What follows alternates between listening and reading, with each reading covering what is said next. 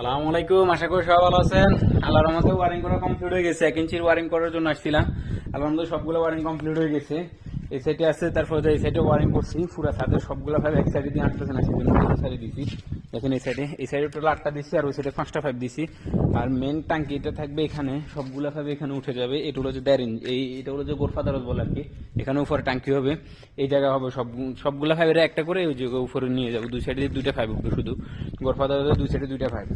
এখানে যে ফ্যাটগুলো আছে সেটা 2টা আছে যে এই মাদবাকের আর কি, মাদবাগানি কিচেন রুম, এই 2টা ময়া হেলোর জন্য। তো এই 2টা সহ এখন একটা করে ফেলছি, একটা করে সবগুলো ভাবে চেক করার জন্য সবগুলো ভাবে একটা করে ফেলছি।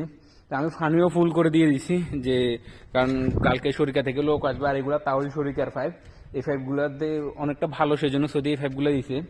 তো এখানে তাও শরিকা থেকে লোক আসবে কালকে এসে এগুলো চেক করে যাবে। আজকে আমি পানি টানি ফুল করে দিয়েছি, কালকে চেক করে যাবে। আর অনেকে আমাকে বলেন যে ভাই এই পাইপগুলো এইভাবে কেন দেন। তো এই পাইপগুলো এইভাবে দেওয়ার কারণ হচ্ছে যে ভাই এখানে দেখেন বালু দিয়ে দিছে, বালু দিয়ে মনে হয় 1 বিউত উপর করে সাব্বা মেল দিয়ে বা টাইলস লাগাবে। তো এগুলো সবগুলো দাখিলই থাকবে, উপরে কোনো পাইপ থাকবে না। শুধু এখানে যে এগুলা দেখতেছেন এখানে কালো পাইপ, এই কালো পাইপগুলো রোদে নষ্ট হয় না।